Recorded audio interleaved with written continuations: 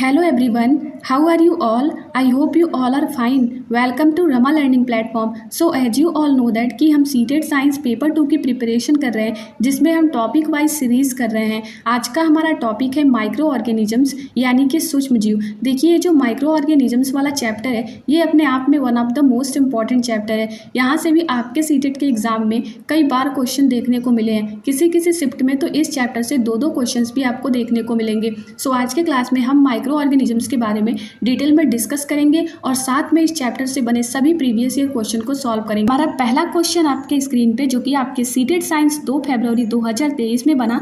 Question solve करने से पहले हम थोड़ा सा माइक्रो ऑर्गेनिजम्स के बारे में समझेंगे। देखिए जो माइक्रो ऑर्गेनिजम्स होते हैं तो जैसा कि आप सभी ने बहुत सारे जीव देखे हैं, तो कुछ लिविंग ऑर्गेनिजम्स यानी कुछ जीव ऐसे होते हैं जिसको आप अपनी आंखों से नहीं देख सकते। आप उसको तभी देख सकते हैं जब आपके पास माइक्रोस्कोप हो, यानी कि some living organisms which cannot be seen with our eyes, we can only see them with the help of microscope। और उसी ऑर्गेनिजम्स को हम कहते हैं माइक्रो ऑर्गेनिजम्स यानी कि सूक्ष्म जीव। तो कुछ लिविंग ऑर्गेनिज्म जिसको हम अपनी आंखों से नहीं देख सकते उसको हम माइक्रोस्कोप की सहायता से ही देख सकते हैं, वही कहलाता है हमारा माइक्रो ऑर्गेनिजम्स। माइक्रो ऑर्गेनिजम्स को 4 पार्ट्स में डिवाइड किया गया है। 4 मेन क्लासेस में माइक्रो ऑर्गेनिजम्स को डिवाइड किया गया है। किसमें किसमें? तो बैक्टीरिया, पहला है हमारा बैक्टीरिया, दूसरा है हमारा बैक्टीरिया को हम हिंदी में कहते हैं जीवाणु, दूसरा है हमारा फंगी यानी कि हिंदी में हम कहते हैं जिसे कवक, तीसरा है हमारा प्रोटोजोआ और लास्ट है हमारा आल्गी यानी कि शैवाल। तो ये आप लोगों को ध्यान रखना है। देखिए थोड़ा सा हम समझेंगे पहले, उसके बाद क्वेश्चन पे आएंगे जो कि आपके एनसीईआरटी में गिवन है, उसको समझते हैं पहले। एनसीईआरटी में पिक्चर के माध्यम से समझा रखा, पहले हम पिक्चर के माध्यम से इसे समझेंगे तब वापस से क्वेश्चन पे चलेंगे ताकि आप क्वेश्चन इजीली सॉल्व कर लो। देखिए यहाँ पे दे रखा जीवाणु, स्पाइरल जीवाणु एंड छड़नुमा जीवाणु, आप पिक्चर में देख सकते हैं। देखिए ये है आपका छड़नुमा जीवाणु जो छड़ के आकार के टाइप का, ये आपको दिखेगा स्पाइरल जीवाणु। ओके, स्पाइरल जीवाणु। देखिए नीचे दे रखा शैवाल, शैवाल के पार्ट में आपको ये याद रखना है दोनों नाम, क्लेमाइडोमोनास एंड स्पाइरोगाइरा। ये नेम आप लोगों को अच्छे से याद रखना है। शैवाल में क्या आ जाएगा? तो क्लेमाइडोमोनास एंड स्पाइरोगाइरा, ये नेम आप लोगों को एकदम अच्छे से याद रखना है। शैवाल को इंग्लिश में अगर हम कहें तो शैवाल को इंग्लिश में हम कहते हैं आल्गी। ओके, तो आल्गी में आपका नेम याद रखना है। अब बात करें प्रोटोजोआ की, तो प्रोटोजोआ में कौन आ जाएगा? तो अमीबा एंड पैरामीशियम। बात करें कवक यानी कि फंगी की, तो इसमें आ जाएगा, आपको नेम जितना एनसीईआरटी में दिया बस उतना ही याद रखना है। नेम इसमें दे रखा कवक में राइजोपस ब्रेड मोल्ड, आप फिगर में देख सकते हैं। यहाँ पे दे रखा पेनिसिलियम एंड एस्परजिलस, ये नेम आप लोगों को एकदम अच्छे से याद रखना है। देखिए ये आपके सीटेड के एग्जाम में यहीं से क्वेश्चन बार बार बना, इसको मैं टेलीग्राम पे भेज दूंगी। देखिए मनुष्य में सूक्ष्म जीवों द्वारा होने वाले सामान्य रोग जो कि आपके एनसीईआरटी में साफ साफ गिवन है। मानव रोग की बात करें तो 6 रोग जिसको हम ट्यूबरकुलोसिस यानी कि टीबी बोलते हैं। तो ट्यूबरकुलोसिस कैसे होता है? तो जीवाणु यानी कि बैक्टीरिया द्वारा, और संचरण का तरीका क्या है? वायु। बात करें खसरा की यानी कि मिसल्स, तो ये होता है आपका वायरस के द्वारा और इसके संचरण का तरीका भी वायु है। ये चीज़ आप लोगों को एकदम अच्छे से ध्यान रखना है। चिकन पॉक्स की बात करें तो ये भी वायरस से होता है। बात करें इसके संचरण के तरीके की तो वायु से सीधे संपर्क में आने से चिकन पॉक्स होता है, ये भी वायरस से होता है। तो वायरस का बात करें तो वायरस ज़्यादातर आपको वायरस देखने को मिलेगा जो हवा में फैलता है, हवा से सीधे संपर्क में, यानी किसी दूसरे व्यक्ति को हुआ है अगर तो हवा के माध्यम से दूसरे को भी हो जाता है, राइट। जैसे कोरोना वायरस भी हो गया। पोलियो की बात करें, पोलियो भी वायरस, तो यहाँ पे वायु और जल से होता है पोलियो। ओके, पोलियो का संचरण का तरीका जो है वो हवा और जल है, जिसकी वजह से वायरस के कारण पोलियो होता है। इनके बचाव के उपाय के बारे में बात करें तो रोगी व्यक्ति को पूरी तरह से अन्य व्यक्तियों से अलग रखना, रोगी की व्यक्तिगत वस्तुओं को अलग रखना, उचित समय पर टीकाकरण, ये इसका बचाव है। ये ध्यान रखना है आप लोगों को एकदम अच्छे से। ओके, चलिए आगे देखेंगे। आगे यहाँ पे दे रखा हैजा। हैजा किससे होता है? तो बैक्टीरिया, ये आप लोगों को ध्यान रखना है। हैजा की बात करें तो ये भी आपके बैक्टीरिया से, ओके, और टाइफाइड भी बैक्टीरिया से। हैजा को हम इंग्लिश में कहते हैं कोलेरा, ओके। तो हैजा की बात करें तो बैक्टीरिया से, टाइफाइड की बात करें तो बैक्टीरिया, और जो हमने ऊपर देखा टीबी यानी ट्यूबरकुलोसिस तो भी बैक्टीरिया, ओके। इसके संचरण का तरीका है जल और भोजन, और टाइफाइड के संचरण का तरीका है जल, ओके। हैजा कैसे होता है? तो जल और भोजन आप लोगों को शुद्ध अच्छा लेना चाहिए। शुद्ध भोजन से मतलब कि शुद्ध भोजन अगर नहीं मिला, जल अगर शुद्ध नहीं है, तो वहाँ पे आप लोगों को हैजा या टाइफाइड जैसी शिकायत आप लोगों को देखने को मिल सकती है, राइट। तो इसके बचाव का कारण है व्यक्तिगत स्वच्छता एवं अच्छी आदतों को अपनाना, भली भांति पके भोजन, उबला पेयजल एवं टीकाकरण, ओके। आगे दे रखा है हेपेटाइटिस ए। देखिए यहाँ से भी आपके सीटेट के एग्जाम में बार बार क्वेश्चन बना है। ये भी आपका वायरस के संक्रमण से होता है।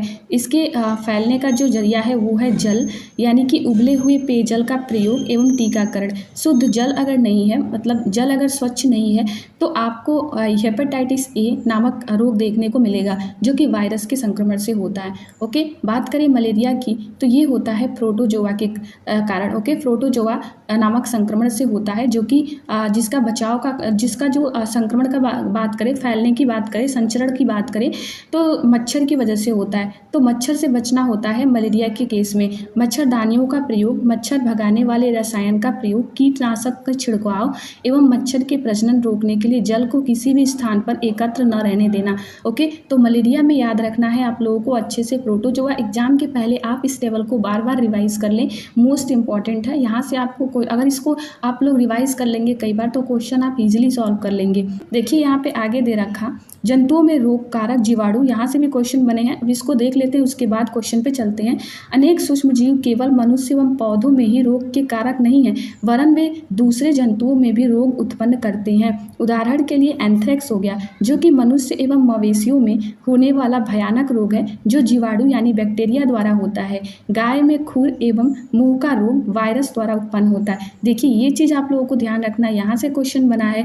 रॉबर्ट कोच की बात करें तो रॉबर्ट कोच ने सन 1876 में यानी 1876 में, यहाँ पे देखिए आप लोगों को दे रखा, देखिए यहाँ पे आप लोगों को ईयर्स तो नहीं पूछे जाएंगे, बट जो यहाँ पे दे रखा, रॉबर्ट कोच ने सन 1876 में बेसिलस एंथ्रेसिस, यहाँ पे देखिए नेम आप लोग देख सकते हैं, बेसिलस एंथ्रेसिस नामक जीवाणु की खोज की, जो एंथ्रेक्स रोग का कारक है। ये चीज़ आप लोगों को ध्यान रखना है, नाम याद रखना है। रॉबर्ट कोच बेसिलस एंथ्रेसिस नामक जीवाणु यानी बैक्टीरिया की खोज की, जो एंथ्रेक्स रोग का कारक है।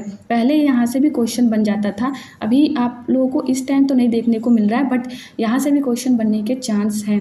देखिए आगे दे रखा, पौधों में रोग उत्पन्न करने वाले सूक्ष्मजीव। तो अनेक सूक्ष्मजीव गेहूं, चावल, आलू, गन्ना, संतरा, सेब इत्यादि पौधों में रोग के कारक हैं। रोग के कारण फसल की उपज में कमी आ जाती है। देखिए यहाँ पे दे रखा कुछ सूक्ष्मजीवों द्वारा पौधों में होने वाले कुछ सामान्य रोग। ये तालिका भी आप लोगों को याद रखना है, जो ऊपर वाला तालिका था वो और ये, बस इतना आप लोगों को इस चैप्टर में ध्यान रखना है, बाकी आप क्वेश्चन ईजिली सॉल्व कर लोगे। पादप रोग यानी प्लांट्स रोग, प्लांट्स डिजीज की बात करें तो जो आप लोगों का सिट्रस कैंकर होता है यानी नींबू कैंकर होता है, वो होता है बैक्टीरिया सूक्ष्मजीव के कारण, और संचरण का तरीका होता है वायु, ये ध्यान रखना है। गेहूँ की रस्ट की बात करें तो ये होता है कवक सूक्ष्मजीव के कारण, कवक जिसको हम इंग्लिश में बोलते हैं फंगी, ओके, फंगी बोलते हैं, फंगी, ओके, जीवाणु को बैक्टीरिया। तो गेहूं की रस्ट यानी कि अगर हम बात करें रस्ट ऑफ व्हीट की, तो वो होता है कवक सूक्ष्मजीव के कारण, संचरण का तरीका है वायु एवं बीज, ओके। भिंडी की, देखिए यहाँ पे भिंडी की पीत की बात करें तो ये होता है वायरस के कारण, और संचरण का तरीका होता है कीट। इतना आप लोगों को ध्यान रखना है अच्छे से। चलिए वापस से क्वेश्चन पे चलते हैं। क्वेश्चन है हमारा मैच द फॉलोइंग। एक साइड दे रखा ह्यूमन एंड प्लांट डिजीज़ यानी मानव और पौधों की बीमारी, और दूसरे साइड उनके कॉजेटिव माइक्रो ऑर्गेनिजम्स दे रखे। चलिए देखते हैं। ए दे रखा हमारा सिट्रस कैंकर, जो कि एक प्लांट डिजीज़ है। अभी अभी हमने डिस्कस करा पादप रोग के बारे में, तो वहाँ हमने पढ़ा नींबू कैंकर के बारे में, राइट। तो ये होता है आपका बैक्टीरिया के कारण, ओके, जिसके संचरण का तरीका था वायु। बात करें पोलियो की, तो पोलियो होता है हमारा वायरस के कारण, राइट, वायरस के कारण पोलियो होता है। तो बी का पहला हो जाएगा। पोलियो में संचरण का तरीका था वायु और जल। बात करें मलेरिया जो कि प्रोटोजोआ के कारण होता है, जिसमें हमें मच्छर से बचाव करना था। रस्ट ऑफ व्हीट की बात करें तो ये भी आपका प्लांट डिजीज़ में आ जाएगा। तो ये होता है, यानी गेहूं की रस्ट की बात करें तो ये होता है आपका कवक के द्वारा यानी फंगी के द्वारा। ओके, तो कवक जिसमें संचरण का तरीका था वायु एवं बीज। ओके, सो यहाँ पे आपका ऑप्शन नंबर 1 ही करेक्ट हो जाएगा। ए का दूसरा, बी का पहला, सी का चौथा और डी का तीसरा। Okay, so option number 1 is right answer. चलिए आगे। नेक्स्ट क्वेश्चन हमारा जो कि आपके सीटेड साइंस 3 फरवरी 2023 के शिफ्ट में बना क्वेश्चन है, while preparing dough for making cake the cook adds a pinch of yeast and sugar to the dough and leaves it aside for few hours. Why does the dough smell sour after few hours. Okay, चलिए यहाँ पे दे रखा कि while preparing डफ यानी कि making cake, cake बनाने के लिए आपने आटा गुथा और उसने कुक ने क्या किया कि पिंच ऑफ ईस्ट और शुगर उस डफ में मिला दिया और उसके बाद से उसको फ्यू आवर्स के लिए यानी कि कुछ घंटे के लिए छोड़ दिया। Y does the dough smell sour after few hours, यानी कि अब उस डफ का स्मेल खट्टा क्यों आने लगा कुछ घंटे बाद। तो देखिए यहाँ पे आपका हो जाएगा due to production of alcohol. आपके एनसीईआरटी में साफ साफ गिवन है और हम पढ़ते भी आ रहे हैं कि बड़े स्तर पर एल्कोहल, शराब एवं एसिटिक एसिड के उत्पादन में सूक्ष्म जीवों का यानी माइक्रो ऑर्गेनिजम्स का उपयोग किया जाता है।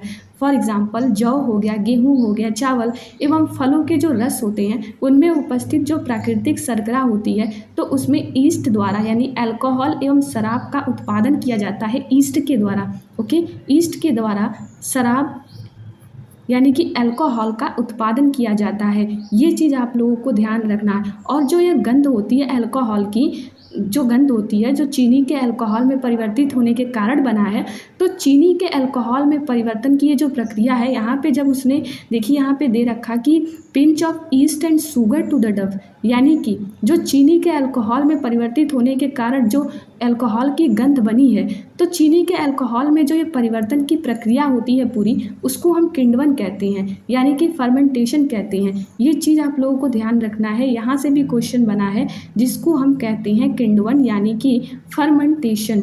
Okay, fermentation. और अगर फर्मेंटेशन की खोज की बात करें तो इसकी खोज करी थी आपके लुई पाश्चर ने। ओके, लुई पाश्चर ने इसकी खोज करी थी 1857 में। तो देखिए कभी कभी आपके सीटेट में एक साइड दे देगा किण्वन की खोज, फिर हमने अभी ऊपर पढ़ा था फॉर एग्जांपल अगर दे रहे तो फ्लेमिंग जीवाणु जो हो गए उनकी खोज, तो इस तरह दे देगा और एक साइड साइंटिस्ट का नेम दे देगा, मैच करने के लिए बोल देगा। तो ऐसे भी क्वेश्चन बने हैं। तो ये याद रखना है कि लुई पाश्चर ने किण्वन यानी फर्मेंटेशन की खोज की 1857 में। वैसे डेट ईयर तो नहीं पूछता, बट आपको नेम याद रखना है और फर्मेंटेशन की खोज करी, ये चीज़ याद रखना है। तो यहाँ पे आपका हो जाएगा ऑप्शन नंबर 2 करेक्ट हो जाएगा, due to production of alcohol. Okay, चलिए आगे बढ़ेंगे, अगला क्वेश्चन समझेंगे जो कि आपके सीटेड साइंस 7 फरवरी 2023 के शिफ्ट में पूछा गया क्वेश्चन है, read the statements below and choose the correct option. Statement वाला क्वेश्चन है। स्टेटमेंट 1 दे रखा, polio drops should not be given to children suffering from diarrhoea, यानी कि जो बच्चे डायरिया से सफ़र कर रहे हैं उन्हें पोलियो ड्रॉप्स नहीं देना चाहिए। ये बात बिल्कुल सही है, क्योंकि अगर हम वहाँ पे पोलियो ड्रॉप्स देते हैं और वो डायरिया से सफ़र कर रहे हैं तो वो वहाँ पे एज इट इज़ बाहर निकल जाएगा, राइट। तो एज इट इज़ जब बाहर निकल जाती है तो कोई फ़ायदा नहीं, पोलियो ड्रॉप्स नहीं देना चाहिए बच्चों को जो सफ़र कर रहे हैं डायरिया से। स्टेटमेंट 2 दे रखा, polio drop are eliminated due to diarrhoea, ये बात भी बिल्कुल सही है कि एज इट इज़ बाहर निकल जाती है। स्टेटमेंट 2 भी हमारा सही है और स्टेटमेंट 1 भी सही है कि polio drops are eliminated due to diarrhoea, यानी डायरिया के कारण जो पोलियो ड्रॉप्स होते हैं तो वो एज इट इज़ निकल जाती है। तो ये बात भी बिल्कुल सही है। तो ऑप्शन नंबर 1 करेक्ट हो जाएगा। Both S1 and S2 are correct and S2 is the correct explanation for S1। चलिए नेक्स्ट क्वेश्चन देखेंगे जो कि आपके सीटेड साइंस 1 फरवरी 2023 में बना क्वेश्चन है, which of the following represents correct matching sets. Okay, A दे रखा हमारा वायरसेस। तो वायरसेस की बात करें तो हमने अभी अभी समझा कि ये यूनिसेलुलर माइक्रो ऑर्गेनिजम्स हैं, यानी एक कोशिकीय सूक्ष्म जीव हैं जो कि डिफरेंट होते हैं अदर माइक्रो ऑर्गेनिजम्स से, जो रिप्रोड्यूस होते हैं आपके थ्रू हेटेरोट्रॉप्स, राइट। तो यहाँ पे हो जाएगा need a host organism to reproduce, ये बात आपका वायरस के लिए सही है। बैक्टीरिया की बात करें तो बैक्टीरिया आपका यूज होता है इन प्रिपरेशन ऑफ मेडिसिन, तो बैक्टीरिया का हो जाएगा used in preparation of medicine. ये भी ध्यान रखना है आपका, बैक्टीरिया का यूज आपका मेडिसिन प्रिपरेशन में भी किया जाता है, ये ध्यान रखना है। प्रोटोजोआ की बात करें तो प्रोटोजोआ में आपका अमीबा आ जाएगा। अभी अभी हमने डिस्कस करा था कि प्रोटोजोआ में आपका अमीबा, पैरामीशियम, ये प्रोटोजोआ में आ जाएगा, राइट। बात करें फंगी की तो फंगी आपका मल्टी सेलुलर है, मल्टी सेलुलर यानी कि बहुकोशिकी, ओके। तो फंगी है हमारा मल्टी सेलुलर माइक्रो ऑर्गेनिजम्स, ये आपको ध्यान रखना है। सो हमारा यहाँ पे हो जाएगा ए का दूसरा, बी का पहला, सी का चौथा और डी का तीसरा। चलिए देखते हैं ए का, यहाँ पे आप देख सकते हैं ए का, देखिए हमने यहाँ पे देखा था ए का हमारा दूसरा था, ओके, फर्स्ट ऑप्शन में भी दे रखा, बी का पहला होगा, ओके, सी का फोर्थ होगा एंड डी का तीसरा होगा। अमीबा के बारे में एक चीज़ और आप लोगों को ध्यान रखना है जो कि आपके एनसीईआरटी में भी गिवन है। जो अमीबा होता है आपका, ये एक ऐसा माइक्रो ऑर्गेनिजम्स है जो अकेले रहता है, okay. Micro organism such as amoeba can live alone, ये चीज़ आप लोगों को ध्यान रखना है। वाइल जो आपका फंगी और जो बैक्टीरिया होता है ना, यानी कि जो कवक और जीवाणु होता है वो समूह में रहते हैं, यानी कि जो आपके फंगी और बैक्टीरिया हैं वो ग्रुप में रहते हैं, ये चीज़ आप लोगों को ध्यान रखना है। चलिए आगे बढ़ेंगे, यहाँ पे फर्स्ट ऑप्शन आपका करेक्ट हो जाएगा। अगला क्वेश्चन हमारा जो कि आपके सीटेड साइंस 2 फरवरी 2023 में बना, क्वेश्चन है identify the set which is not a food preservative. उस समुच्चय की पहचान करना है हमें जो कि एक खाद्य संरक्षक नहीं है। देखिए जो माइक्रो ऑर्गेनिजम्स होते हैं ना, वो कुछ तो फ्रेंडली होते हैं बट कुछ आपके लिए फ्रेंडली नहीं होते, राइट। देखिए यहाँ पे हमें बताना है खाद्य संरक्षक नहीं है, तो हम अगर सॉल्ट की बात करें, ऑयल की बात करें, शुगर की बात करें और वेनिगर की बात करें, फिर यहाँ पे आपका ऑप्शन में दे रखा sodium benzoate and sodium metabisulphide, तो ये सब आपके प्रिजर्वेटिव्स हैं, राइट। ये जो आपका सेकंड ऑप्शन में दे रखा है ये भी प्रिजर्वेटिव है। सॉल्ट की बात करें, sodium chloride NaCl and citric acid, जो कि अभी हमने विनेगर की बात की, तो ये भी आपका सही है, ये भी आपका प्रिजर्वेटिव है। विटामिन सी जो कि एस्कॉर्बिक एसिड है, यानी विटामिन सी की कमी से कौन सा रोग होता है, तो रतौंधी रोग, जो कि सिट्रस फ्रूट्स में पाया जाता है, तो ये भी सही है। एंड शुगर की बात हमने करी कि salt, oil, sugar, vinegar, sodium benzoate तथा सोडियम मेटाबाइसल्फेट, ये आपके प्रिजर्वेटिव्स हैं, ओके, यानी कि परीक्षक हैं। ये चीज़ आप लोगों को ध्यान रखना है कि ये आप लोगों के लिए प्रिजर्वेटिव हैं, यानी कि परिरक्षक हैं, ओके। तो यहाँ पे हमारा पहला ऑप्शन ही गलत हो जाएगा, iron oxide and potassium परमंगनेट।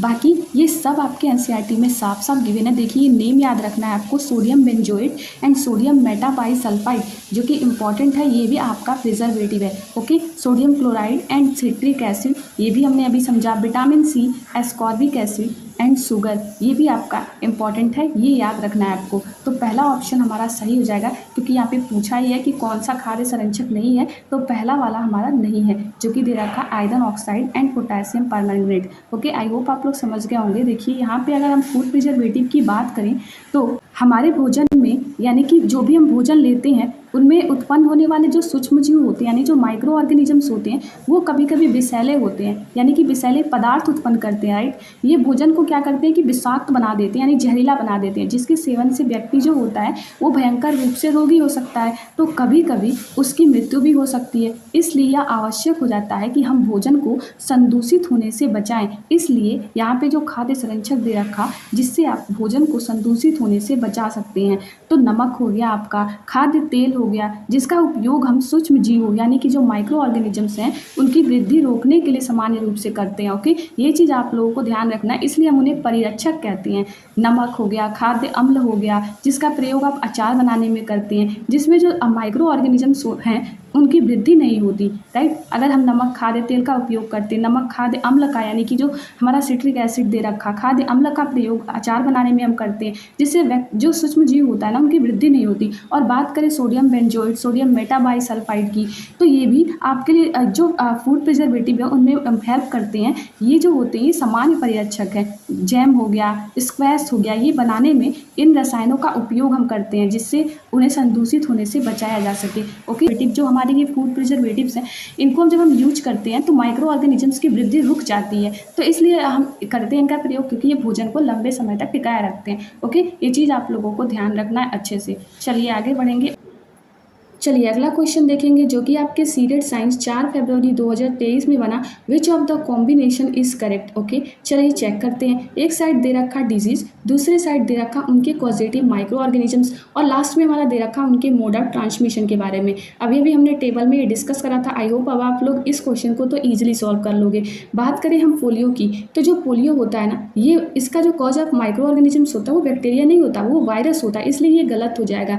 Mode of transmission तो सही दे रखा कि एयर एंड वाटर होता है, यानी जो संचरण का तरीका होता है वो तो वायु और जल होता है, लेकिन जो रोग कारक सूक्ष्म जीव है वो बैक्टीरिया नहीं होता, वायरस होता है। ओके, तो ये आपका गलत हो जाएगा। बात करें कोलेरा की, तो यहाँ पे हैजा की बात हो रही है, तो हैजा जो होता है वो बैक्टीरिया के कारण होता है, वायरस के कारण नहीं, तो इसलिए ये भी गलत हो जाएगा। इसका भी mode of transmission water and food जो दे रखा है ये बात तो सही है, बट वायरस के कारण ये गलत हो गया क्योंकि यहाँ बैक्टीरिया होना चाहिए।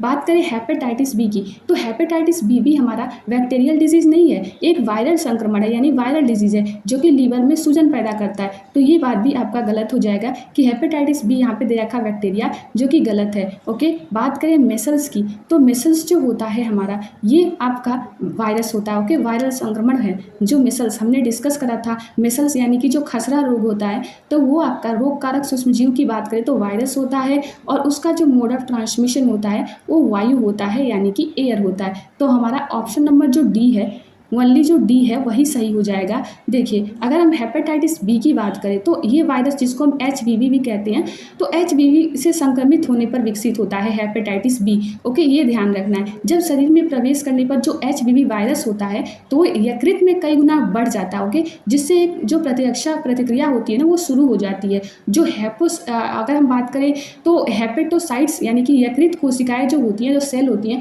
उनको नुकसान पहुंचाती है और मार देती है। इसलिए जो हेपेटाइटिस बी है वो आपके लीवर में सूजन पैदा करता है, जो कि एक वायरल संक्रमण है, ये आप लोगों को ध्यान रखना है। ओके, देखिए यहाँ पे हमें ऑप्शन चेक करते हैं, केवल हमारा डी सही है, तो यहाँ पे आपका पहला ऑप्शन सही हो जाएगा, only D. Okay, I hope आप लोग समझ के होंगे। चलिए आगे बढ़ेंगे, अगला क्वेश्चन देखेंगे जो कि आपकी सीटेड साइंस 2011 में पूछा गया।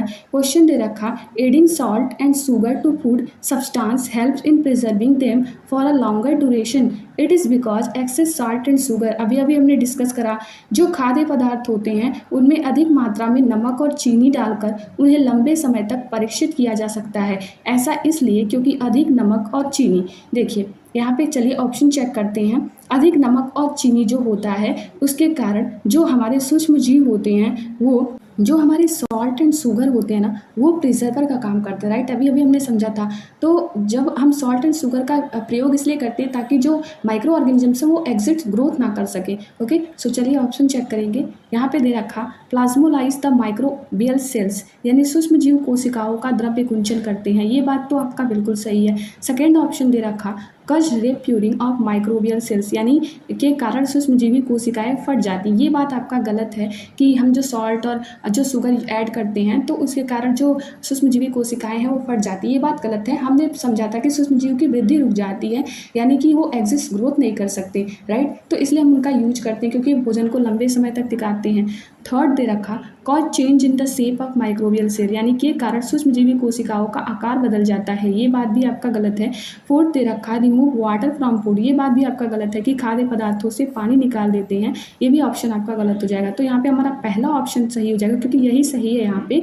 देखिए ऐसा इसलिए क्योंकि अधिक नमक और चीनी प्लाज्मोलाइज द माइक्रोबियल सेल, यानी सूक्ष्मजीव कोशिकाओं का द्रव्य कुंचन करते हैं, ये बात आपका सही है। तो ऑप्शन नंबर 1 इज करेक्ट। चलिए नेक्स्ट क्वेश्चन देखेंगे कि आपके सीटेड साइंस 27 जनवरी 2023 में बना। क्वेश्चन है, read the statements given below and choose the correct option. चलिए देखते हैं, एसर्शन और रीजन वाला क्वेश्चन है, यानी अभिकथन और कारण वाला क्वेश्चन है। एसर्शन हमारा दे रखा, salts, edible oils, vinegar, sugar etcetera are common preservatives, ये बात बिल्कुल सही है। आपके NCERT में साफ साफ दे रखा कि जो नमक होते हैं, खाद्य तेल होते हैं, उनका उपयोग हम सूक्ष्म जीवों की वृद्धि रोकने के लिए सामान्य रूप से करते हैं, इसलिए इनको हम परिरक्षक यानी कि प्रिजर्वेटिव्स कहते हैं, राइट। तो ये बात आपका बिल्कुल सही है कि जो सॉल्ट्स होते हैं, एडिबल ऑयल्स होते हैं, विनेगर होते हैं और शुगर होते हैं, ये सब आपके कॉमन प्रिजर्वेटिव्स हैं। अब हम चेक करते हैं कि रीज़न सही है या नहीं, और अगर रीज़न सही है तो इस असर्शन का सही व्याख्या कर रहा या नहीं।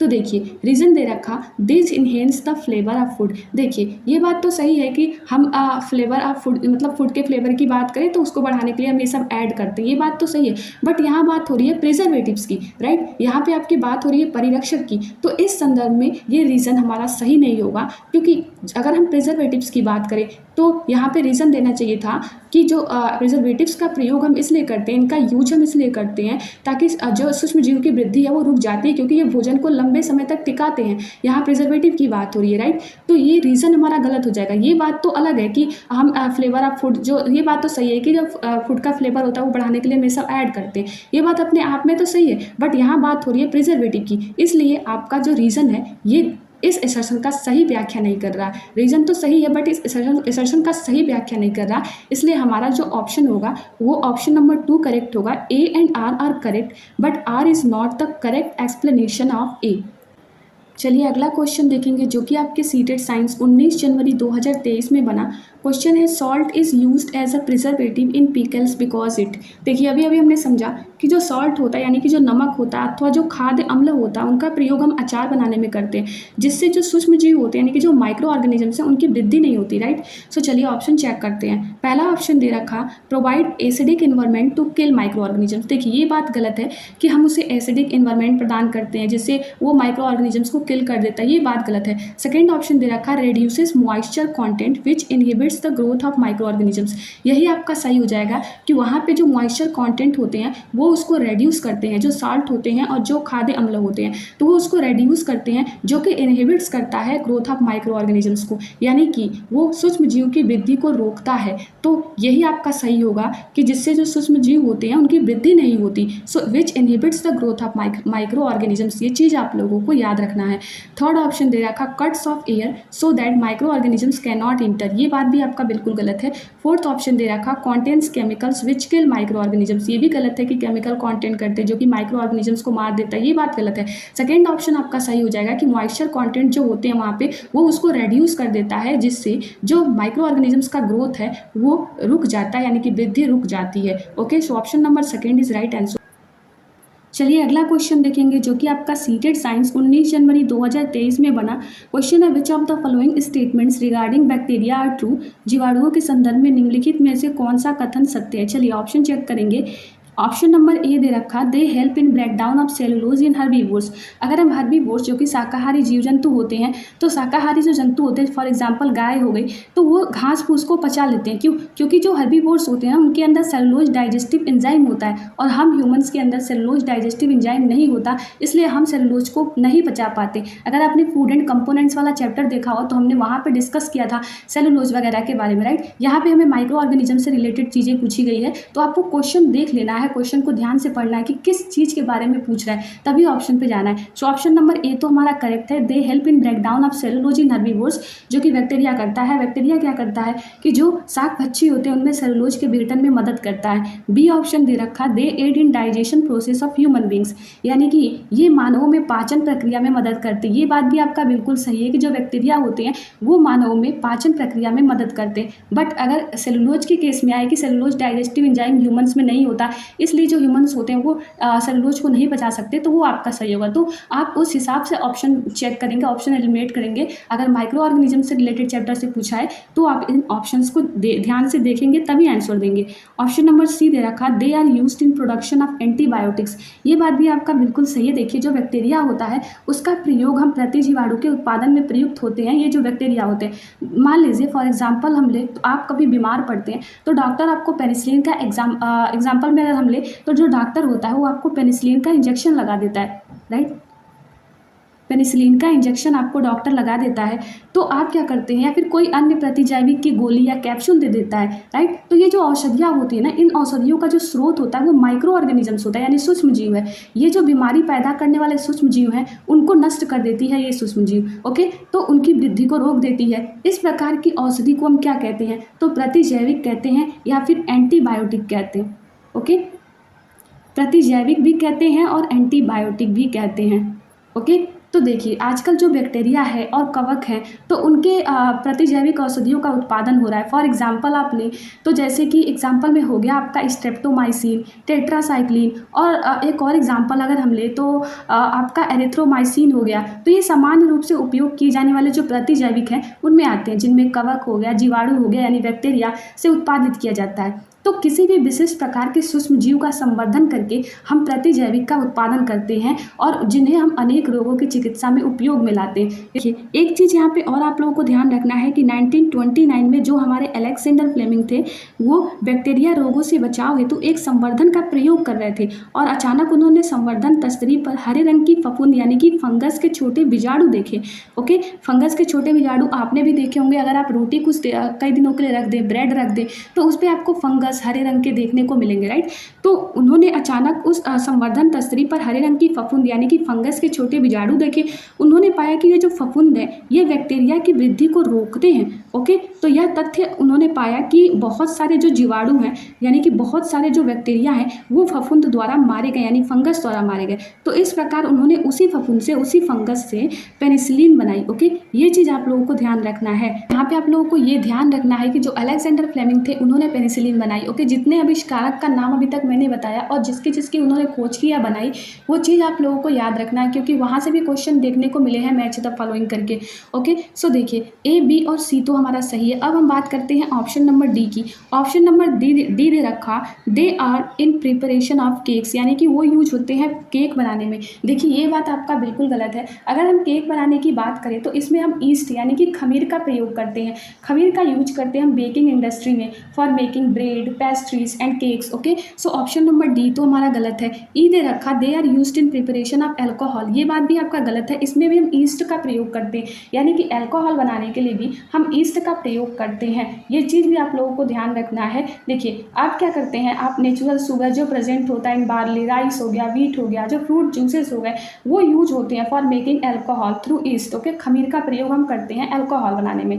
और आप अल्कोहल गेट कर सकते हैं by adding sugar to water, मतलब आप शुगर और वाटर को मिलाकर उसमें with the help of yeast powder, उसमें ईस्ट पाउडर मिला करके आप अल्कोहल प्राप्त कर सकते हैं। और ये जो सारा प्रोसेस होता है conversion of sugar into alcohol, उसको हम फर्मेंटेशन कहते हैं। ओके, हमने ऊपर डिस्कस करा था फर्मेंटेशन यानी कि किण्वन, और लुई पाश्चर जो थे उन्होंने किण्वन की खोज की थी 1857 में। ओके, सो ऑप्शन नंबर ई भी हमारा गलत है। एफ की बात करें, ऑप्शन नंबर एफ दे रखा, they are used in break down of organic matter in biogas plant, यानी कि ये बायोगैस संयंत्र में जैविक पदार्थ के विघटन के लिए प्रयुक्त होते हैं। ये बात भी आपका बिल्कुल सही है कि जो बैक्टीरिया होते हैं यूज होते हैं break down of organic matter in biogas plant. तो ये जितने भी पॉइंट है बैक्टीरिया के बारे में ये आप लोगों को ध्यान रखना है। यहाँ पे आपका ए, बी, सी और एफ करेक्ट है, डी और ई गलत है। ओके, सो देखिए यहाँ पे ऑप्शन आपका मिसप्रिंट हो गया, ऐड नहीं हो पाया है। आप लोगों को ये ध्यान रखना है, आपके पेपर में दिया भी था ऑप्शन नीचे बट यहाँ ऐड नहीं हुआ है बाय मिस्टेक। तो यहाँ पे आपका ए, बी, सी और एफ ये करेक्ट है, ई और आपका यहाँ पे देखिए डी और ई गलत है। चलिए अगला क्वेश्चन देखेंगे जो कि आपके सीटेड साइंस 19 जनवरी 2023 में बना। क्वेश्चन है, vaccination is a process of immunisation that is developing immunity of a person against a particular disease, which of the following statements is true regarding vaccines. देखिए अगर हम वैक्सीन्स यानी कि टीका की बात करें तो जब भी कोई रोग कारक सूक्ष्मजीव जो होते हैं यानी जो माइक्रो ऑर्गेनिजम्स होते हैं वो हमारे शरीर में प्रवेश करते हैं तो उनसे लड़ने के लिए हमारा शरीर प्रतिरक्षी उत्पन्न करता है। ओके, प्रतिरक्षी उत्पन्न करता है, राइट। तो अब इस कंडीशन में क्या होता है कि हमारे शरीर को ये स्मरण रहता है कि वही सूक्ष्मजीव यानी कि वही माइक्रो ऑर्गेनिज्म जो है अगर हमारे शरीर में पुनः प्रवेश करता है तो उससे किस प्रकार लड़ा जाए। यानी कि यदि कोई मृत अथवा निष्क्रिय जो सूक्ष्मजीव होते हैं यानी कि जो माइक्रो ऑर्गेनिजम्स होते हैं कोई मृत या फिर निष्क्रिय, उसको हम क्या करते हैं कि स्वस्थ व्यक्ति के शरीर में प्रविष्ट कराते हैं। तो शरीर की जो सेल्स होती हैं यानी कि जो कोशिकाएं होती हैं तो उसी के अनुसार लड़ने के लिए जो प्रतिरक्षी होते हैं उत्पन्न करके रोग कारक माइक्रो ऑर्गेनिजम्स हैं उनको नष्ट कर देती हैं। तो यह प्रतिरक्षी जो होते हैं वो हमारे शरीर में सदा के लिए बनी रहती हैं तथा जो रोग कारक सूक्ष्मजीव होते हैं वे हमारी सदा के लिए सुरक्षा, मतलब कि उनसे जो हमारी शरीर है तो रोग कारक सूक्ष्मजीव से हमारी सदा के लिए सुरक्षा होती है। तो इस प्रकार हम कहते हैं कि जब भी अनेक रोगों से रक्षा करने के लिए हम टीके यानी कि वैक्सीन का प्रयोग करते हैं। अगर हम वैक्सीन की बात करें तो एडवर्ड जेनर जो थे, एडवर्ड ये नेम आप लोगों को अच्छे से याद रखना है। जो एडवर्ड जेनर थे, ओके, उन्होंने चेचक के लिए 1798 में, ओके, 1798 में एडवर्ड जेनर ने चेचक के लिए टीके की खोज की थी। ओके, चेचक के टीके की खोज किसने की थी? तो एडवर्ड जेनर ने। ये चीज़ आप लोगों को याद रखना है। फॉर एग्जांपल अगर हम कोरोना वायरस का लें तो उनमें सेल स्ट्रक्चर नहीं होता, राइट, इसलिए उनका कोई मेडिसिन नहीं होता। अगर हम वायरस की बात करें तो उनमें कोई सेल स्ट्रक्चर नहीं होता, तो इसलिए कोई मेडिसिन नहीं होता, तो मेडिसिन टफ हो जाता है बनाना, राइट। तो जैसे कि कोरोना वायरस में था, तो उसी चीज़ का हम क्या करते थे कि उसी को जो मृत अथवा निष्क्रिय जो सूक्ष्मजीव थे, जो वायरस थी, उसी को हम स्वस्थ व्यक्ति के शरीर में वैक्सीन के माध्यम से प्रविष्ट कराते थे। तो शरीर की जो सेल्स थी तो उसी के अनुसार लड़ने के लिए जो प्रतिरक्षी उत्पन्न करके रोग कारक को नष्ट कर देती थी, और यही प्रतिरक्षी हमारे शरीर में सदा के लिए बनी रहती हैं, तथा जो रोग कारक सूक्ष्मजीव हैं उनसे हमारी सदा के लिए सुरक्षा रहती है, राइट। सो वैक्सीनेशन की बात करें, चलिए ऑप्शन चेक करते हैं। ए ऑप्शन दे रखा, a vaccine is a live और अटेन्यूएटेड जर्म, यानी कि जो वैक्सीन है हमारा, ये अगर हम बात करें हिंदी में तो जो टीका है हमारा वो एक जीवित या क्षीण जीवाणु है। ये बात आपका बिल्कुल सही है। देखिए यहाँ पे पूछा है कि टीकाकरण प्रतिरक्षण की एक विधि है, तो यानी किसी व्यक्ति में एक विशिष्ट रोग के विरुद्ध जो प्रतिरक्षा उत्पन्न कराया जाता है टीकों के संदर्भ में निम्नलिखित में से कौन सा कथन सही है? तो हमारा ऑप्शन नंबर ए तो सही है कि ये वैक्सीन इज ए लाइव और एटेन्यूएटेड जर्म। बात करें ऑप्शन नंबर बी की, तो a vaccine produces antibodies in the body against specific disease. देखिए ये बात भी आपका बिल्कुल सही है कि जो टीका होता है वो एक विशिष्ट रोग के विरुद्ध क्या करता है कि रोग प्रतिकारक उत्पन्न करता है, राइट। तो ये बात भी आपका बिल्कुल सही है। एंटीबॉडीज़ ध्यान रखना, अगर एंटीबायोटिक होगा तो गलत हो जाएगा, एंटीबॉडीज़, ये चीज़ आप लोगों को यहाँ पे ध्यान रखना है। तो ऑप्शन नंबर ए और बी तो हमारा सही है। सी चेक करते हैं, vaccines are available for human beings only, ये बात आपका गलत हो जाएगा। एनिमल्स के लिए भी वैक्सीन अवेलेबल होते हैं, एनिमल्स को भी वैक्सीन दिए जाते हैं, सिर्फ ह्यूमन बींग्स की ही बात हो रही है यहाँ पे, तो ये ऑप्शन भी गलत हो जाएगा। डी की बात करें, ऑप्शन नंबर डी की, तो वैक्सीन्स कॉन्टेन्स एंटीबायोटिक्स विच किल जर्म्स। देखिए एंटीबायोटिक दे दिया इसलिए ये ऑप्शन नहीं होगा, एंटीबॉडीज़ होता है, राइट। हमने एंटीबायोटिक्स को ऊपर समझा था, अभी कुछ देर पहले हमने समझा जब क्वेश्चन सॉल्व कर रहे थे, जो कि जिसको हम प्रतिजैविक अथवा एंटीबायोटिक कहते हैं, जब बीमारी पैदा करने वाले जो सूक्ष्म जीव हैं। तो अगर हम बात करें तो हमने समझा था कि जब भी आप कभी बीमार पड़ते हैं तो डॉक्टर आपको पेनिसिलिन का इंजेक्शन देते हैं अथवा कोई अन्य जो प्रतिजैविक की गोली अथवा कैप्सूल देते हैं, तो उन औषधि का यानी कि उन मेडिसिन का स्रोत जो होता है ना वो सूक्ष्मजीव ही होता है, यानी माइक्रो ऑर्गेनिजम्स ही है। तो ये बीमारी पैदा करने वाले जो सूक्ष्मजीव हैं उनको नष्ट कर देती है अथवा उनकी वृद्धि को रोक देती है, तो उस प्रकार की औषधि को हम एंटीबायोटिक कहते हैं। ओके, तो वैक्सीन्स कॉन्टेन एंटीबायोटिक्स विच किल जर्म्स, तो ये बात आपका गलत हो जाएगा, एंटीबॉडीज़ में ही आएगा। ओके, बात करें vaccines are effective against only viral diseases, ये भी आपका गलत है। देखिए सिर्फ वायरल डिजीज़ की बात हो रही है, अगर हम देखें तो कुछ बैक्टीरियल डिजीज़ में भी वैक्सीन्स का प्रयोग किया जाता है। फॉर एग्जांपल आप टीबी का ले लें यानी ट्यूबरकुलोसिस का ले लें, जिसमें वीसीजी वैक्सीन्स लगाए जाते हैं, राइट, वीसीजी वैक्सीन्स, तो जो कि आपका होता है माइकोबैक्टीरियम, यानी कि जो माइकोबैक्टीरियम की अगर हम बात करें, देखिए माइकोबैक्टीरियम, ये चीज़ आप लोगों को ध्यान रखना है, माइकोबैक्टीरियम, जिसके कारण जो टीवी होता है, ट्यूबरकुलोसिस होता है, तो वो उनके मतलब माइकोबैक्टीरियम के कारण होता है, जिसमें बीसीजी वैक्सीन का प्रयोग करते हैं हम। ओके, सो यहाँ पे दे रखा ओनली वायरल डिजीज़, तो ऑप्शन नंबर ई भी हमारा गलत हो जाएगा। सो देखिए यहाँ पे आपका ए और बी केवल सही है। चलिए ऑप्शन चेक करते हैं। देखिए आपका पहला ऑप्शन करेक्ट हो जाएगा, ए एंड बी, बाकी सब गलत था। आई होप आप लोग समझ गए होंगे। चलिए आगे बढ़ेंगे और समझेंगे अगला क्वेश्चन, जो कि आपके सीटेड साइंस 29 दिसंबर 2022 में बना। क्वेश्चन है, which of the following is added to increase the shelf life of milk. Question है हमारा, which of the following is added to increase the shelf life of milk, यानी कि इसमें से कौन सा है जिसको हम ऐड करेंगे तो मिल्क की जो सेल्फ लाइफ है वो बढ़ जाएगी। तो देखिए यहाँ पे आपका पहला ऑप्शन यहाँ पे भी सही है, सोडियम बाइकार्बोनेट। देखिए जो सोडियम बाइकार्बोनेट होता है, जिसको हम लिखते हैं NaHCO3, जिसको हम बेकिंग सोडा भी कहते हैं। ओके, बेकिंग सोडा भी कहते हैं, राइट। तो दूध को ख़राब होने से बचाने के लिए जो दूध वाला होता है वो ताज़े दूध में बहुत कम मात्रा में बेकिंग सोडा मिलाता है। बेकिंग सोडा जिसको हम सोडियम कार्बोनेट कहते हैं। ओके, तो बेकिंग सोडा मिलाने से जो दूध का पीएच है वो 6 से बढ़ जाता है। ओके, सो हम कहते हैं कि जो पीएच होता है वो 6 से बढ़ जाता है, तो आप उसको लॉन्ग टाइम तक के लिए जो मिल्क है तो उसको आप बचा सकते हो, सेफ रख सकते हो उसको। ईजिली हम कर्ड में सेट नहीं कर सकते, राइट। तो जो मिल्क की सेल्फ लाइफ है ना वो सोडियम बाइकार्बोनेट को ऐड करने से बढ़ जाता है। ओके, सो पहला ऑप्शन आपका सही हो जाएगा। बात करें हम यहाँ पे आपका लैक्टिक एसिड का, तो लैक्टिक एसिड जो होता है ना इसमें देखिए मिल्क जो होता है वो कन्वर्ट हो जाता है कर्ड या फिर योगर्ट में, right, by the process of fermentation. जैसा कि हमने पढ़ा समझा जो किण्वन की विधि होती है। तो मिल्क जो कन्वर्ट होता है कर्ड में तो वो कैसे कन्वर्ट होता है, so by the help of bacteria यानी कि जीवाणु, जिसको हम कहते हैं लैक्टोबैसिलस। ओके, लैक्टोबैसिलस,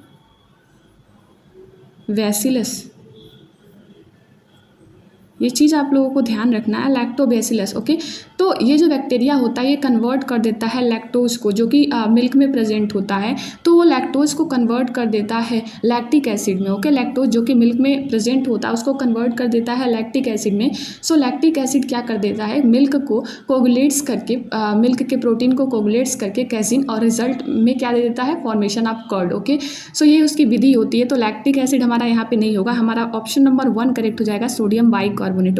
चलिए अगला क्वेश्चन देखेंगे जो कि आपके सीटेड साइंस 2012 में पूछा गया क्वेश्चन है। The smallest living organisms with cell wall are, कोशिका भित्ति वाला सबसे छोटा सजीव जीव है, ये आपका बैक्टीरिया हो जाएगा। ये चीज़ आप लोगों को ध्यान रखना है, smallest living organisms with cell wall are bacteria. Okay, cyanobacteria की बात करें तो ये स्पेशल कैटेगरी ऑफ बैक्टीरिया है जो कि परफॉर्म करता है फोटोसिंथेसिस। ओके, और उनके पास क्लोरोफिल होता है जो कि कैरी आउट करता है ऑक्सीजन और प्रोड्यूस करता है फोटोसिंथेसिस। तो बात करें आल्गी की, आल्गी भी हमारा फोटोसिंथेसिस प्रोड्यूस करता है, फोटोसिंथेसिस परफॉर्म करता है। ओके, बात करें ईस्ट की, तो जो ईस्ट होता है जिसको हम खमीर बोलते हैं ये आपका बडिंग करता है। ओके, यानी मुकुलन करता है, और ये यूनिसेलुलर होता है। ओके, यूनिसेलुलर यानी एक कोशिकीय होता है। और अगर हम एक्सेप्शन में देखें तो फंगी की बात करें तो फंगी भी हमारा एक्सेप्शन में यूनिसेलुलर में आता है। ओके, तो ये आप लोगों को ध्यान रखना है, ईस्ट भी हमारा यूनिसेलुलर में आता है, बाकी मल्टी सेलुलर में आते हैं, बट फंगी के केस में हम बात करें तो एक्सेप्शन में हम देखते हैं कि वो भी यूनिसेलुलर में आता है। ओके, तो ये चीज़ आप लोगों को ध्यान रखना है, यहाँ पे आपका आंसर होगा ऑप्शन नंबर बी, बैक्टीरिया। चलिए अगला क्वेश्चन देखेंगे जो कि आपके सीटेड साइंस 2019 में बना क्वेश्चन है। Which of the following set represents communicable disease. अगर हम कम्युनिकेबल डिजीज़ की बात करें तो हमने टेबल में जैसे समझा था कि कोई बैक्टीरिया या वायरस एक पर्सन से दूसरे पर्सन में ट्रांसफ़र हो रहा है तो उसको हम कम्युनिकेबल डिजीज़ कहते हैं। यानी कि जो भी डिजीज़ है वो सेपरेट हो जाता है from one person to another person. Okay, for example आप वाटर से, एयर से ले लें तो हमने समझा था ना कि संचरण का जो तरीका होता है तो हवा हो जाता है, वाटर हो जाता है, तो उनके माध्यम से फैलता है जो डिजीज़ होता है एक दूसरे में, जैसे एड्स हो गया, टाइफाइड हो गया, टीबी हो गया, मलेरिया हो गया, कोलेरा हो गया, आपका कोरोना वायरस हो गया, राइट। सो ये सब आपके कम्युनिकेबल डिजीज़ हैं। ओके, और नॉन कम्युनिकेबल डिजीज़ की बात करें तो नॉन कम्युनिकेबल डिजीज़ जो होते हैं वो ट्रांसमिट नहीं होते हैं एक पर्सन से दूसरे पर्सन में। फॉर एग्जांपल फीवर हो गया, हार्ट डिजीज़ हो गया, डायबिटीज़ हो गया। ओके, तो ये आपके नॉन कम्युनिकेबल में आएंगे। ओके, चलिए ऑप्शन चेक करेंगे। ऑप्शन नंबर ए दे रखा typhoid, malaria, anaemia and swine flu. तो एनीमिया की वजह से ये कम्युनिकेबल डिजीज़ में नहीं आएगा। एनीमिया जो होता है उसमें हेमोग्लोबिन की कमी हो जाती है, जिसको हमने पढ़ा था फूड वाले चैप्टर में कि ब्लड की कमी में हम स्पिनच यानी कि पालक और जैगरी यानी कि गुड़ का इस्तेमाल करते हैं, राइट। तो ये आपका कम्युनिकेबल डिजीज़ नहीं है, राइट। ऑप्शन नंबर बी की बात करें typhoid, swine flu, malaria and polio, देखिए ये आपका कम्युनिकेबल डिजीज़ में आएगा। टाइफाइड भी और स्वाइन फ्लू जिसमें हमको बोला जाता है कि चश्मा लगाते हैं आँखों पे, जैसे कि हम नजरें नहीं मिला सकते, फैल जाता है, राइट, तो हम वहाँ पे चश्मा लगाते हैं आँखों पे, स्वाइन फ्लू हो जाता है। तो मलेरिया की बात करें तो ये भी आपका फैलता है वाटर या फिर एयर के माध्यम से। पोलियो की बात करें तो ये भी आपका फैलता है। तो जो भी डिजीज़, जो वायरस या बैक्टीरिया एक पर्सन में, कोई बैक्टीरिया या वायरस एक पर्सन से दूसरे पर्सन में अगर ट्रांसफ़र हो रहा है तो उसी को हम कम्युनिकेबल डिजीज़ कहते हैं। ओके, ये चीज़ आप लोगों को ध्यान रखना। हमने टेबल में भी पढ़ा था कि कौन सा डिजीज़ जो है वो वाटर के माध्यम से फैलता है, कौन सा एयर के माध्यम से फैलता है, मलेरिया भी आपको मच्छर का काटने से फैलता है, राइट, मलेरिया। तो ये सब चीज़ आप लोगों को ध्यान रखना है। ओके, ऑप्शन नंबर बी यहाँ पे कम्युनिकेबल डिजीज़ में आ जाएगा। ऑप्शन नंबर सी की बात करें तो डायबिटीज़, ये नॉन कम्युनिकेबल डिजीज़ है। एनीमिया भी हमारा नॉन कम्युनिकेबल डिजीज़ है, राइट। ये एक दूसरे व्यक्ति में ट्रांसफ़र नहीं होता एक पर्सन से दूसरे पर्सन में, राइट। टाइफाइड की बात करें, मलेरिया की बात करें एंड पोलियो की बात करें तो ये सही है, बट डायबिटीज़ की वजह से ये गलत हो जाएगा। ऑप्शन नंबर डी दे रखा anaemia, scurvy, diarrhoea and cholera. देखिए स्कर्वी विटामिन सी के कमी के कारण होता है, ये भी कोई आपका कम्युनिकेबल डिजीज़ नहीं है, ये नॉन कम्युनिकेबल डिजीज़ है। स्कर्वी रोग में क्या होता है, मसूड़े से खून आने लगते हैं, राइट। विटामिन सी की कमी से होता है, जिसमें हम सिट्रस फ्रूट्स का इस्तेमाल करते हैं, राइट।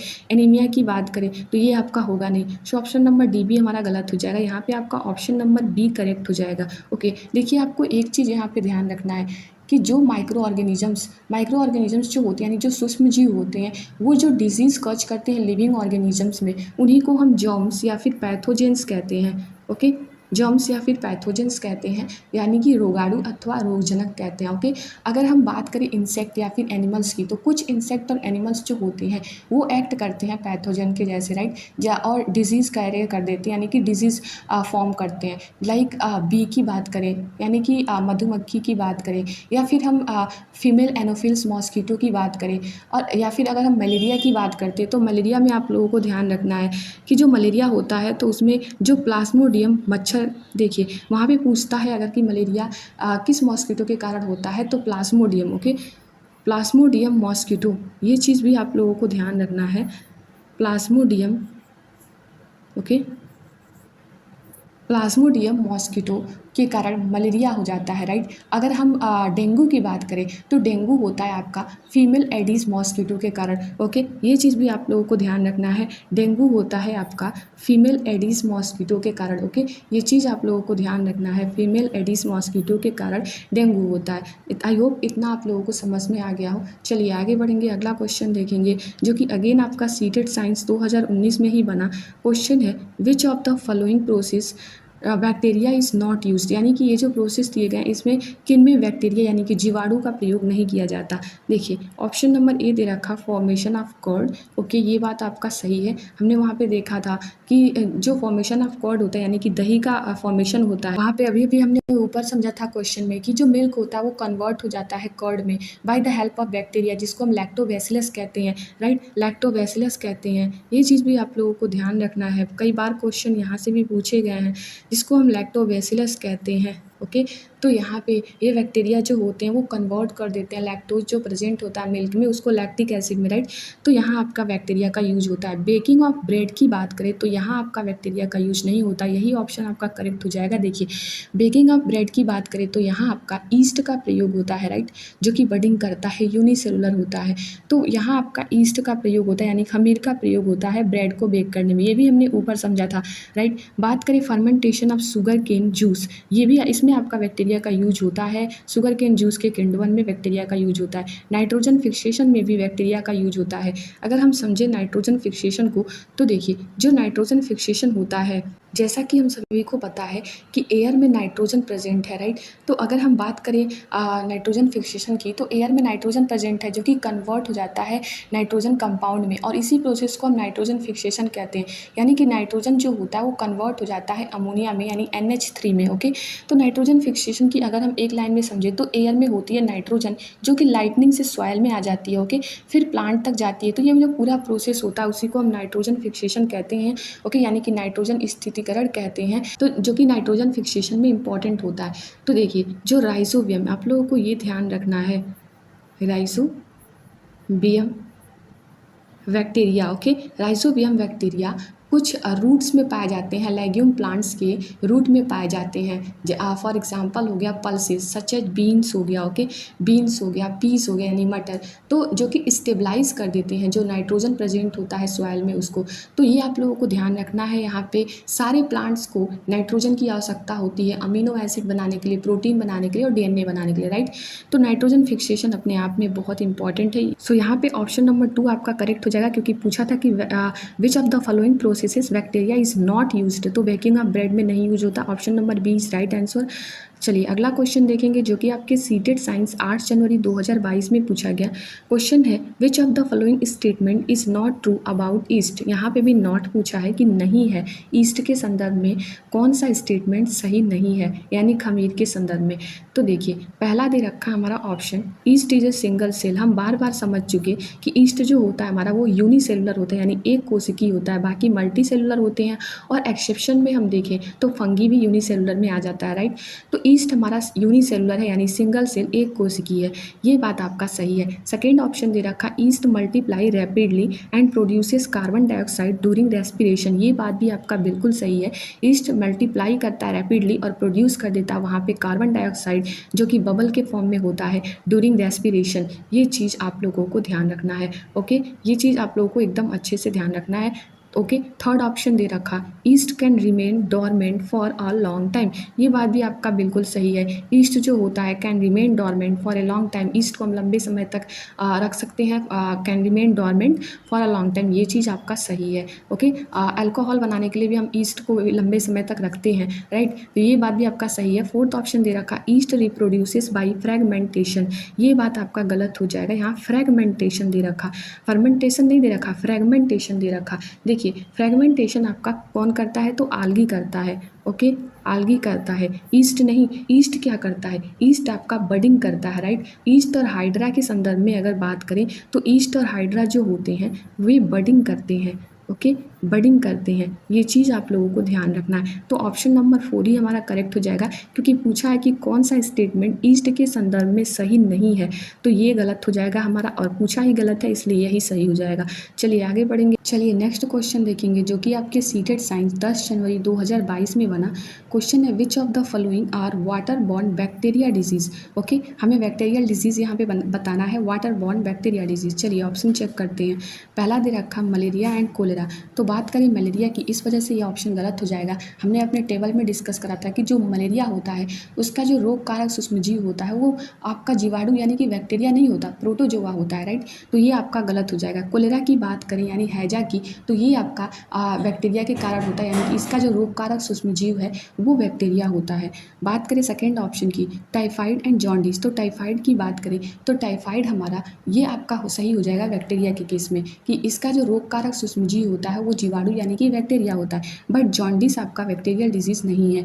बात करें थर्ड ऑप्शन की, मलेरिया एंड जॉन्डिस, तो मलेरिया तो हमारा बैक्टीरियल डिजीज़ नहीं है, जॉन्डिस भी हमारा बैक्टीरियल डिजीज़ नहीं है, तो ये ऑप्शन भी आपका गलत हो जाएगा। फोर्थ ऑप्शन आपका दे रखा टाइफाइड एंड कोलेरा, यही बात आपका सही है। हमने डिस्कस करा था ऊपर टेबल में कि जो टाइफाइड होता है वो भी आपका जीवाणु, उसका जो रोग कारक सूक्ष्मजीव है वो आपका जीवाणु है, जिसके संचरण का तरीका होता है जल, राइट। और बात करें कोलेरा की यानी हैजा की, तो हैजा भी आपका रोग कारक सूक्ष्मजीव जो होता है वो जीवाणु होता है, और उसके संचरण का भी तरीका है जल या और भोजन, ओके, जल और भोजन, तो ये बात आपका सही है। Option number 4 is right answer. Bacteria होता है तो बैक्टीरिया के संदर्भ में अगर पूछे तो बैक्टीरिया से प्रिवेंट करने के लिए हम एंटीबायोटिक का इस्तेमाल करते हैं, ओके, एंटीबायोटिक का इस्तेमाल करते हैं बैक्टीरिया से प्रिवेंट करने के लिए, ओके, एंटीबायोटिक का, ये चीज़ आप लोगों को ध्यान रखना है। और बात अगर वायरस की हो तो वहाँ पे एंटीबॉडीज़ होगी, ओके, एंटीबॉडीज़, इसमें आपको कंफ्यूज नहीं होना है, ओके। देखिए अगर हम बात करें वायरस की तो वायरस उसमें सेल स्ट्रक्चर नहीं होता, राइट, तो इसलिए कोई मेडिसिन नहीं होती, मेडिसिन टफ हो जाता है बनाना, तो हम वैक्सीन का प्रयोग करते हैं। बट कुछ केसेस में, कुछ बैक्टीरियल डिजीज़ में भी आप वैक्सीन का प्रयोग करते हैं। फॉर एग्जांपल हमने ऊपर समझा था टीबी का यानी ट्यूबरक्लोसिस का, जिसमें हम BCG वैक्सीन का प्रयोग करते हैं, राइट।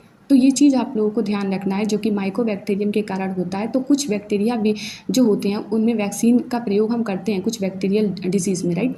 चलिए आगे बढ़ेंगे, अगला क्वेश्चन देखेंगे।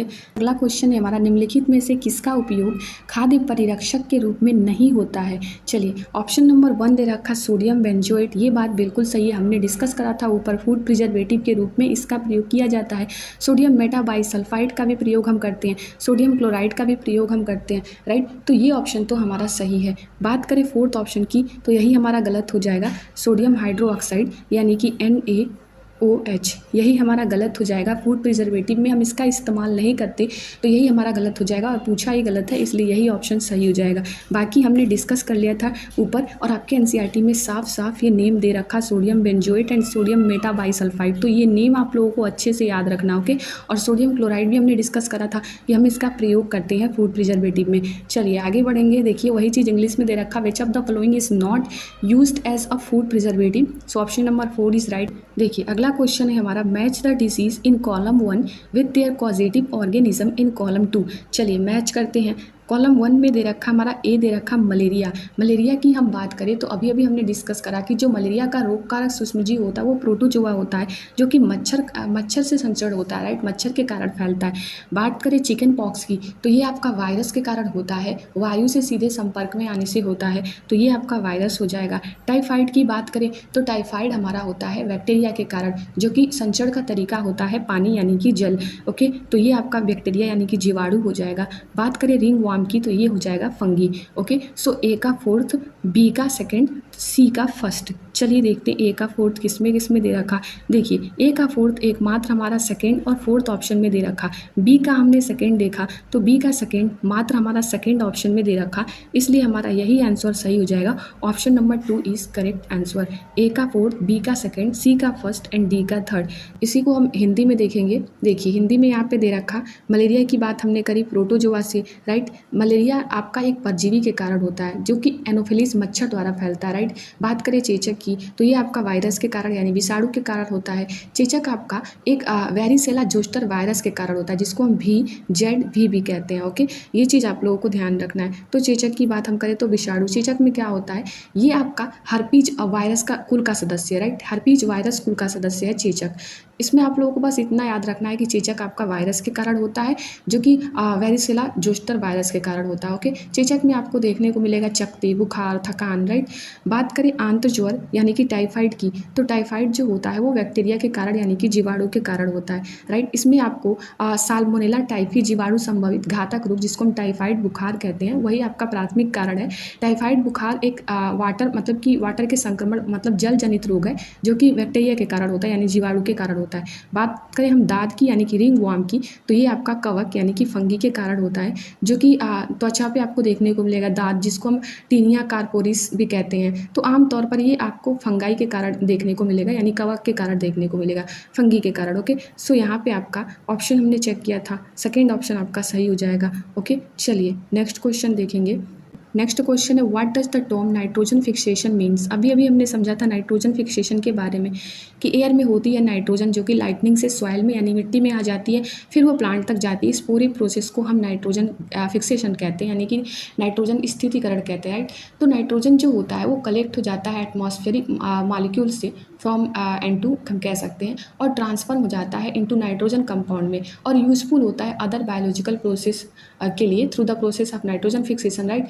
और फिक्सेशन जो होता है वो हैपन होता है as a result of industrial biological हो गया, एटमॉस्फेरिक एक्टिविटीज़ यानी कि लाइटनिंग हो गया, ओके। सो हम कहते हैं कि नाइट्रोजनस जो प्रोटीन कॉम्प्लेक्स होता है बायोलॉजिकल नाइट्रोजन फिक्सेशन होता है, जिसको हम डाया जो ट्रॉफी भी कहते हैं, जो कि ट्रांसफॉर्म कर देता है डाई नाइट्रोजन को यानी N2 गैस को अमोनिया में यानी कि NH3 में, राइट। तो अगर हम बात करें तो ये इम्पॉर्टेंट होता है एग्रीकल्चर के लिए और प्रोडक्शन ऑफ फर्टिलाइज़र के लिए इम्पॉर्टेंट होता है, क्योंकि ये नाइट्रोजन साइकिल का पार्ट होता है, राइट। सो ये चीज़ आप लोगों को ध्यान रखना है। तो चलिए ऑप्शन चेक करेंगे। पहला दे रखा conversion of nitrogen compound into gaseous nitrogen, ये बात आपका गलत है। सेकंड दे रखा conversion of ammonia into nitrates by the bacteria present in soil, ये बात भी आपका गलत है। थर्ड ऑप्शन दे रखा release of nitrogen present in dead organic matter back into soil, ये बात भी आपका गलत है। देखिए फोर्थ ऑप्शन आपका सही हो जाएगा, conversion of atmospheric nitrogen to a more usable form for living organism. अभी अभी हमने समझा कि जो नाइट्रोजन होता है वो कलेक्ट हो जाता है एटमॉस्फेयर मॉलिक्यूलर से, राइट, और ट्रांसफॉर्म होता है नाइट्रोजन कंपाउंड में, जो कि यूजफुल होता है अदर बायोलॉजिकल प्रोसेस के लिए through the process of nitrogen fixation, right. और फिक्सेशन जो होता है तभी हैपन होता है as a result of industrial biological कह लें एटमॉस्फेरिक एक्टिविटीज़, जो कि लाइटनिंग के माध्यम से हमने समझा कि लाइटनिंग से सॉइल में आ जाती है, राइट। तो ये एम्प्लॉय करते हैं फिर नाइट्रोजनस प्रोटीन कॉम्प्लेक्स में बायोलॉजिकल नाइट्रोजन फिक्सेशन में, जिसको हम डायजोट्रॉफी भी कहते हैं, जो कि ट्रांसफॉर्म कर देता है डाई नाइट्रोजन को गैस, जो डाई नाइट्रोजन गैस होता है यानी कि N2 जो कि जिसको हम डाई नाइट्रोजन गैस कहते हैं, तो अमोनिया में ट्रांसफॉर्म कर देता है यानी NH3 में, राइट। तो उसके बाद से हम कहते हैं कि ये जो सारा प्रोडक्शन है नाइट्रोजन का कॉन्टेनिंग ऑर्गेनिक केमिकल्स का, जो कि डिपेंड होता है फिक्स्ड इनऑर्गेनिक नाइट्रोजन कंपाउंड्स पे, जो कि नेसेसरी होता है लाइफ को एग्जिट करने के लिए, राइट। और ये इंपॉर्टेंट होता है एग्रीकल्चर के लिए, प्रोडक्शन ऑफ फर्टिलाइजर के लिए। तो इसलिए हम क्योंकि ये पार्ट ऑफ नाइट्रोजन साइकिल है, तो conversion of atmospheric nitrogen to a more usable form for living organism, यानी कि एटमॉस्फेरिक नाइट्रोजन का conversion to a more usable form for living organism. ये बात आपका बिल्कुल सही है नाइट्रोजन फिक्सेशन के बारे में, ओके। देखिए वही चीज़ यहाँ पे हिंदी में दे रखा, नाइट्रोजन यौगिकीकरण शब्द का क्या अर्थ है। नाइट्रोजन यौगिकों का गैसीय नाइट्रोजन में रूपांतरण, ये बात आपका गलत है। मृदा में उपस्थित जीवाणुओं द्वारा अमोनिया का नाइट्रेट में रूपांतरण, ये बात भी आपका गलत है। देखिए मृत जैव पदार्थ में उपस्थित विद्यमान नाइट्रोजन का वापस मृदा में अभिमुक्त करना यानी वापस छोड़ना, ये बात भी आपका गलत है। फोर्थ ऑप्शन आपका सही हो जाएगा। जीवित प्राणियों के लिए अधिक प्रयोग लायक प्रयोज्य यानी रूप हेतु वायुमंडलीय नाइट्रोजन का रूपांतरण, यहाँ पे वायुमंडलीय नाइट्रोजन का रूपांतरण होता है, जीवित प्राणियों के लिए अधिक प्रयोग लायक होता है। यानी कि हम कहते हैं कि जो एयर में नाइट्रोजन होती है लाइटनिंग से सॉइल में आ जाती है, फिर प्लांट तक जाती है, कुछ पौधों के जड़ों में जैसे कि राइजोबियम बैक्टीरिया पाया जाता है, जो कि नाइट्रोजन फिक्सेशन में इंपॉर्टेंट होता है। फॉर एग्जाम्पल आपका मटर का पौधा यानी कि पी हो गया, ओके। सो नेक्स्ट क्वेश्चन हमारा, match the process in column 1 with its description in column 2। चलिए कॉलम 1 चेक करते हैं। कॉलम 1 में पहला हमारा दे रखा पाश्चुराइजेशन। तो अगर हम पाश्चुराइजेशन की बात करें यानी कि पाश्चुरीकरण का बात करें, तो ये हमने समझा था कि जब आप क्या करते हैं कि दूध को बिना उबाले इस्तेमाल किया जा सकता है पाश्चुरीकृत में, यानी कि जब क्योंकि यह सूक्ष्म जीवों से मुक्त होता है, इसलिए जब आप दूध को 70 डिग्री सेल्सियस पर 15 से 30 सेकेंड के लिए गर्म करते हैं, फिर एकाएक ठंडा करके उसका भंडारण कर लेते हैं, तो ऐसा करने से क्या होता है, ऐसा करने से जो माइक्रो ऑर्गेनिजम्स यानी कि जो सूक्ष्म जीव हैं उनकी वृद्धि रुक जाती है। और इस प्रक्रिया की खोज किसने की थी, तो लुई पाश्चर नामक वैज्ञानिक ने की थी, इसलिए हम इसको कहते हैं पाश्चुरीकरण, राइट। तो यहाँ पे आपका हो जाएगा boiling and sudden cooling of milk to prevent the growth of bacteria, यानी कि बैक्टीरिया के ग्रोथ को यानी बैक्टीरिया के जीवाणु के वृद्धि को रोकने के लिए हम बॉयल करते हैं और सडन कूल करते हैं मिल्क को, ओके। सो यहाँ पे आपका पाश्चराइजेशन का होगा सेकेंड।